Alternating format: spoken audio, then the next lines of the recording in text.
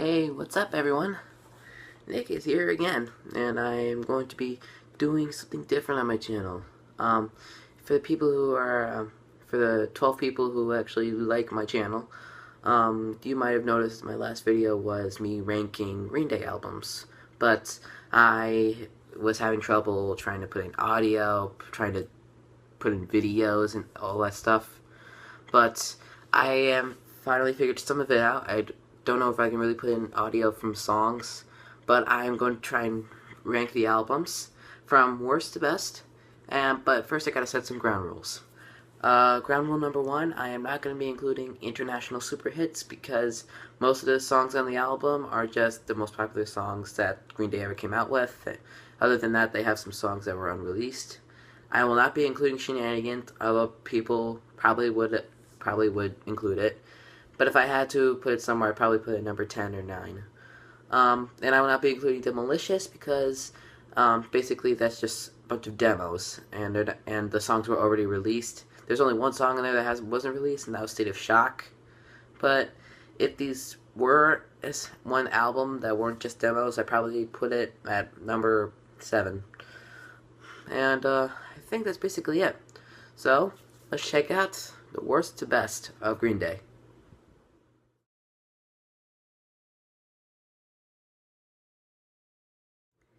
It's kind of unfair that I put their first album at my least favorite, but I've listened to the songs, I've tried to go through the lyrics, but I just can't find a way around it. This has to be my least favorite album. It may be a little controversial, depending on how small my channel is, but I personally think that this is their weakest album. Obviously, since they were already starting out as a band, and they were just trying to find a new sound that they wanted to get into. But I didn't really think that the sound that they tried to use was a really good sound. I thought some of the guitar work was a little sloppy, some of the drums didn't even have a coherent beat to the song.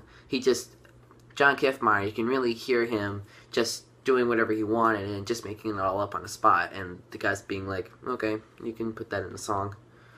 But if I had to choose a couple of favorites, I would do Why Do You Want Him and Green Day, and At the Library, and even going to Pasquale. But there are some songs in there I just think I'm not really a fan of. I actually don't like Paper Lanterns. I don't like it. It's very sloppy, and I don't think it's a good song to listen to. And Rest is just very boring. That's all I can say. But enough of my opinion. Let's move on to number 11.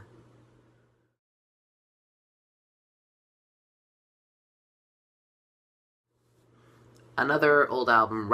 This one was released right after 1039. But Kerplunk, I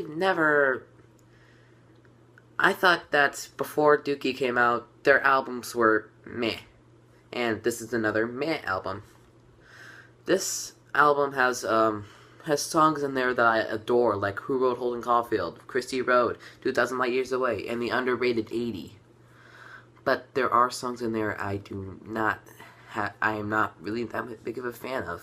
I don't really like Android that much, but who knows. This is the first album that with Trey Cool in it, and it actually shows. Their drum work is much better, but I still think some of the guitar work is sloppy. Probably because they were at a small studio when they first started out and released these albums, and they were one of like big studios when they recorded albums like Dookie and everything else. But personally, because of the poor quality of the songs, the sloppy guitar work, I consider this number 11 on my best Green Day albums.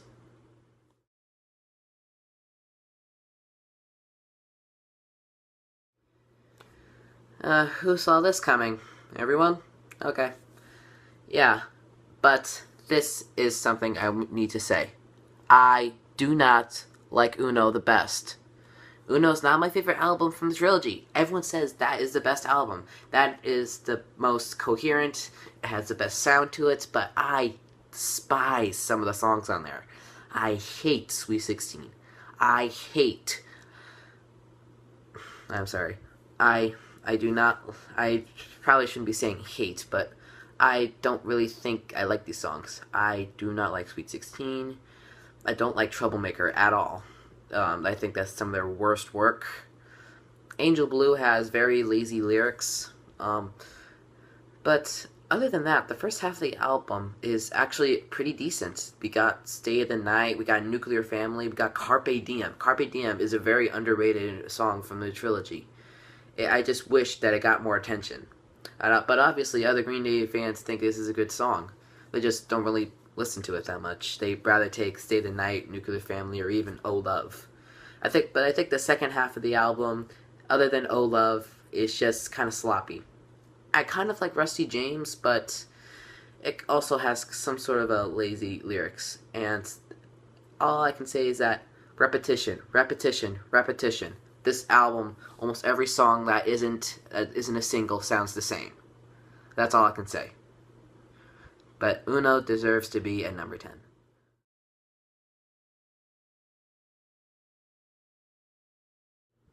Another trilogy album. Who else was surprised? No one? Okay. Trey. I think that it has a slightly less poppy sound than Uno. I know Uno is supposed to be the most pop and most modern music. Trey is supposed to be a little less, and Dos is just supposed to be the grunge and the real garage rock. But Trey, I don't really. I like most of the songs on there. I mean, Drama Queen is a little cheesy, but I think it's a pretty good. I think it's a pretty good acoustic song. Little Boy Named Train never really stuck with me, and Sex, Drugs, and Violence just has very lazy lyrics. But other than that, the songs have pretty good quality. I mean, Missing You also has some lazy lyrics, but it makes up for it with amazing guitar work, amazing bass work, and amazing drum work, all from the three guys. And I personally say that other than 3 songs off the album, this album's pretty decent. I think that The Forgotten is a very emotional ballad, and I don't know why people don't like it. Because the only reason people don't like it is just because it's associated with Twilight, so that means it's bad. They just put it with the Twilight album because they actually wanted to get the albums more recognition. They want to get the songs more recognition. But it failed badly. And I feel bad that a beautiful song like The Forgotten, which made me cry the first time I listened to it, I just very sad that it's so forgotten and the forgotten. I just think that this song really needs more attention, and so does other songs on the album. What about 8th Street Serenade? That is one of the most underrated songs from the album. It has a very hard opening intro that I have tried desperately to learn, but oh my god. I think this album is pretty decent. I can just say that easily. It's a decent album.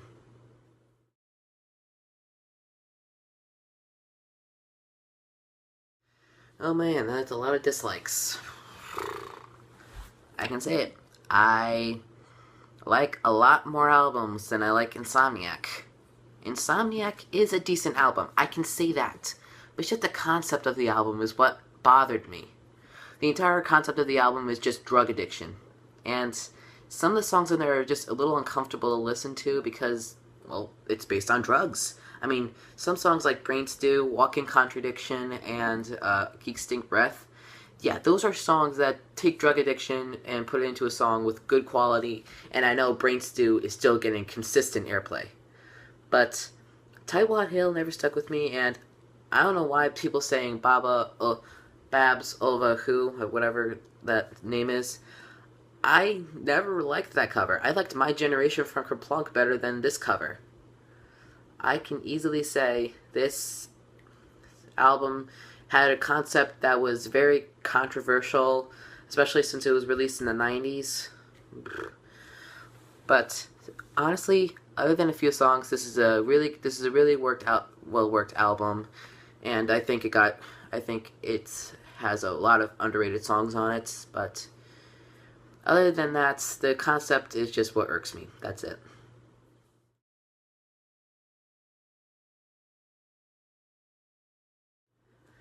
I can say it. I like Dose better than I like Somniac, better than Uno, better than Kerplunk. I like Dose. I don't know why it gets hated so much. I think the only reason I can realize why people don't like the album is just because of one song, Nightlife. And the more I've listened to the song, the more I've kind of respected it. It has a very smooth bass, and the drums just really set the tone. But Lady Cobra was not really like a first artist to have featured on a Green Day song. I mean, this is the only song where Green Day featured another artist, and I think that's one of the reasons why it was just hated so much. But we have songs on there like Ashley. We got Straight Heart. We got Makeout Party. And I don't care what you say. I like Fuck Time. It's not a song I would probably listen to in public, but I like it. I know how to play it on the guitar, and I'm not ashamed of it. I think See You Tonight was a little bit, it just screamed filler, but I thought it was a pretty good song. And Amy is such an underrated emotional ballad to Amy Winehouse. I didn't really know her that much. I didn't really know the artist that much, but she sounded like she was really good, and she did not deserve to, be a part of the 27 Club. And I think they really did a nice tribute to her. I think other than Nightlife, this, and maybe Fuck Time, this album is a really good album to listen to. I think the only reason it wasn't really taken seriously is because it didn't sound like Trey or Uno. It sounded completely different to Green Day, but that's the thing. It did sound like Green Day. It did sound like Green Day because it actually sounded like songs that they might have written before they went to the Gilman Street Project to first perform. Before they released 1039. I think that just because this album just doesn't sound like Green Day is why it's hated, but sometimes it not sounding like Green Day can be good. I mean, I personally love almost every single song off the album. I only have a problem with Nightlife, and I don't really have that big of a problem with it. I'd probably say this is a decent album, and I can even go above and beyond saying I like the album. I like it better than Insomniac. Take it or leave it.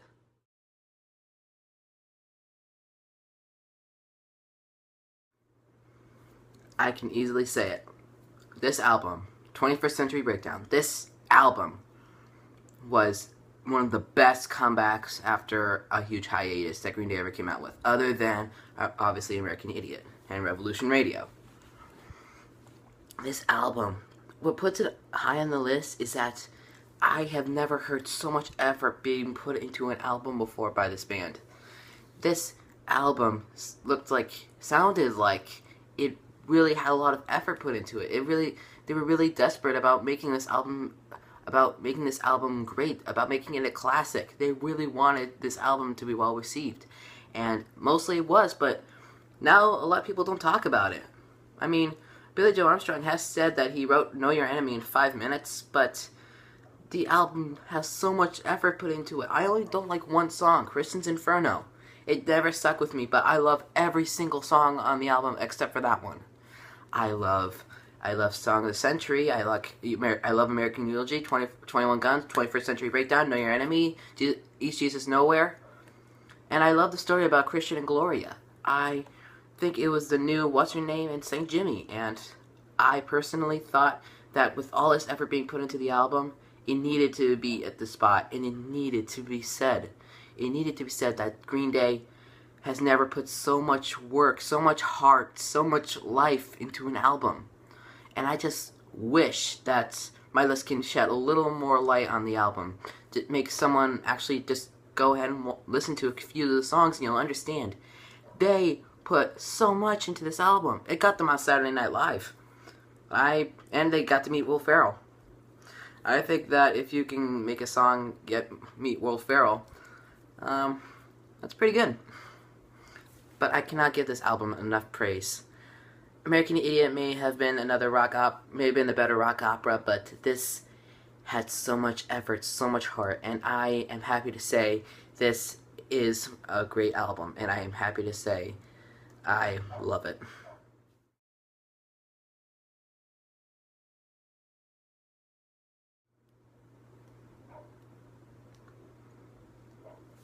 This album is so underrated. I cannot tell you how much this album is amazing. It was a great follow-up to Insomniac, And I can tell you there are almost every other Green Day album is trash compared to this. This album had so much that you could love about a Green Day album. Billy Joe Armstrong said in the Quattro documentary that what he did for Nimrod, he would walk into the studio and he would write all the songs in one. He would write the song in one day, and then they would just take and then they would do takes on it. He said he never wanted to do that again because it caused him stress. I understand that it may have caused him stress, but if the stress causes you to write one of the best albums that I've ever heard, the most underrated songs I've ever heard, I had to force myself to like Take Back, but I despise Last Ride In. It has no lyrics. The bass may be catchy, but that is it. And they can't even afford to put in a music video for it. They just use some old clips. I mean, they may have done that a little bit in Revolution Radio music video, but they did it well. I mean, they showed clips of them with the Gilman Street Project. These were just random clips of people doing stuff. But other than that, every song on that album, Nice Guys Finish Last, Redundant, Good Riddance. I think the only reason people like this song is because, like the album, is because the Good Riddance is on it, and it's been used to hell by a bunch of different TV shows for the final episode and dances with the final dance. But there are so many more songs in there you could listen to. I think people don't like this album just because it's just really long, but so is 21st Century Breakdown, and that's a masterpiece. Nimrod deserves to be a number 5, and I can safely say I like it better than Insomniac.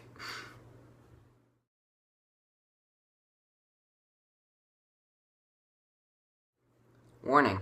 What can you say about it? It's one of the biggest experiments that Green Day has ever done. One of. This has more acoustic guitar on it than any other album, and I love every single song on it. I mean, I didn't like Hold On and Jackass at first, but now I love them. Jackass is very catchy, and I love the saxophone riff in the middle of it. Every song on the album is a work of art, and they obviously put a lot of effort into this too. It was said that they self-produced this whole album. They really wanted this album to be liked, and either half Green Day fans like it and half Green Day don't. But I personally love it. It may have not been well received, and it was a commercial disappointment, but I don't care. This album has perfect songs on it. It has great vocals. And although some of the concepts of the songs like Misery and Warning may have been a little boring, I still liked it. I like the sound, I like the instruments, and I just love how they put so much effort into it. Not as much as 21st Century Breakdown, but it's still good.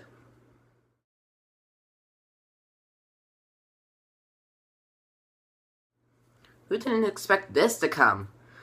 Dookie is one of the most iconic rock albums of all time. Of course it's going to be in the top 3 at least. But I do have a couple more albums that I like a little better than this. I don't know what to say about this album that hasn't already been said. It's a masterpiece. We have Longview, Welcome to Paradise, we have Coming Clean, we have Pulling Teeth, we have She, we have When I Come Around. We have so many iconic songs on this album. I don't have enough time to list the reasons why I love every single one of these albums. I just love them. I just love this entire album. I wish I could go on longer, but everything that's been said about this album has already been said. I think what I can do to shed some new light on the album is that Pulling Teeth and FOD is are very underrated songs. That's all I can say. FOD is basically a giant fuck you to anyone, but they doesn't really sound like it. And Pulling Teeth is a twisted tale about a love gone wrong. And they just make it so damn catchy that you don't mind. You just love it too much. This album is just great, and there are some underrated songs on there that I really recommend you listening to. FOD and Pulling Teeth, especially those two. And even Coming Clean. That song really set a bar high for Green Day about about Billy Joe coming out about his bisexuality. I love the album. That's all I can say now.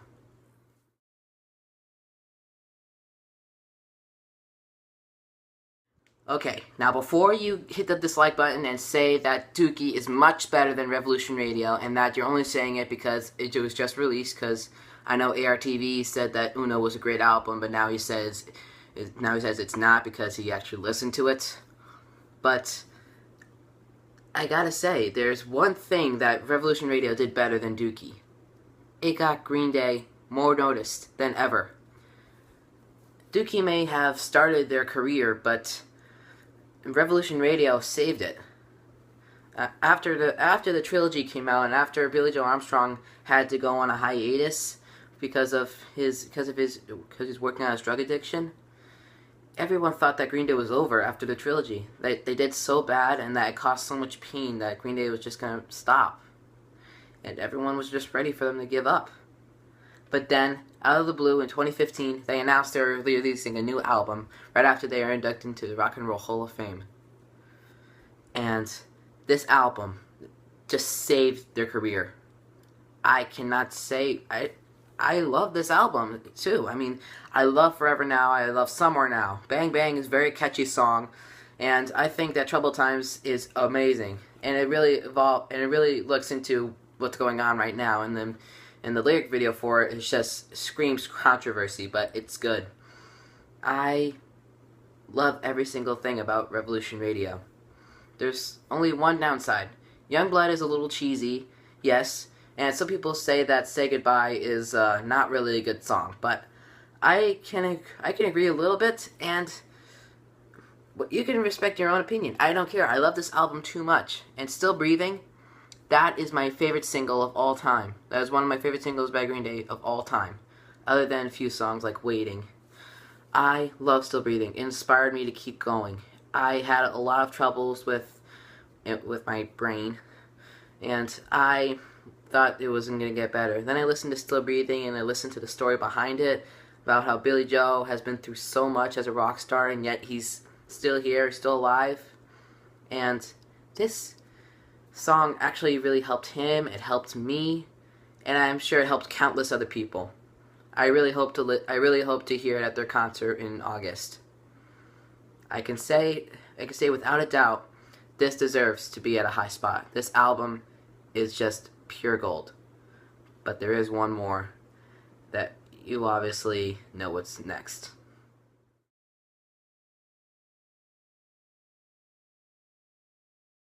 Call me predictable. Call me predictable. I love the album. I love American Idiot. And everyone else does too. This album has so many songs on it that are just masterpieces and deserve to get consistent rock airplay. I mean, American Idiot, Boulevard of Broken Dreams, and a couple of other songs on the album still get radio airplay. But there is one reason that it deserves to be a number one. Not just because it has so much effort into it, not because they tried to create a different sound and they succeeded big time, not because this helped them become one of the greatest bands of all time, but for one thing. This album also saved my life. Still Breathing may have helped too, but this was first. When I was about 4 years old and my brother was 9, He played Boulevard of Broken Dreams at a school concert, and he was able to get rock star fame after that. He got girls to ask for a signature on their arms and very close on the shoulder. And he was even able to sneak the uncensored version. I was at the concert when I first heard this song, and I was really interested in it. Then, when I got my brother's old iPad about a few years later, I saw that he downloaded American Idiot and a couple of other songs from different albums by Green Day on his iPad. I asked him about it, and he showed me, and right now, as you can see, I am a Green Day fanatic. I just can't say anything bad about these guys. They do so much for other people, and I can say they're definitely better than One Direction and Justin Bieber. I just this album really helped me. It whenever I felt bad about coming home from school after a bully turns my best friend against me, or someone makes a song about how much I'm gay and how much I'm wrong in the head, I just come back to this album and other songs by Green Day, and I just think, well, these songs have a purpose, and do I have a purpose? And that answer is yes. Everyone has a purpose. You all have a purpose in life. It may be big or it may be small, but you have one. That's without a doubt true. You have a purpose, and that's what Green Day taught me in life.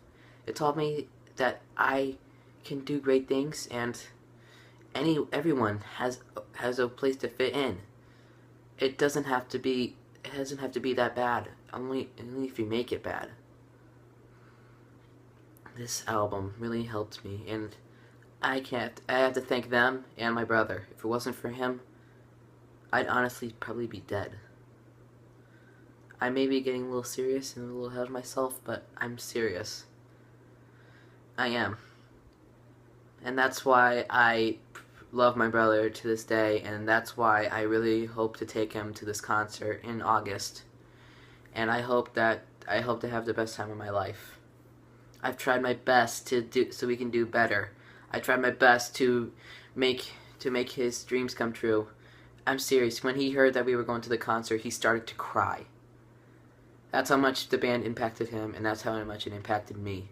And I just hope that that night will change our lives forever. And that's why I love Green Day, and that's why I love American Idiot. This is just, the album's perfect, and it helped so many people.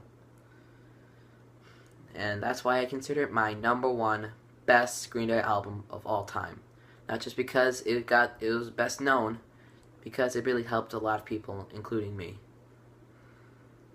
Thanks for checking out my ranking of the worst to best of Green Day albums. And just so you know, these are all my personal opinion, so if you want to ask me why I put them in the positions that I did in like certain albums, you can just ask me in the comments and I'll give you a more detailed description on why I did it. So, but in the meantime, please like and subscribe so you can stay up to date with my channel. And I'll hope to see you next time with more guitar lesson videos. Ciao.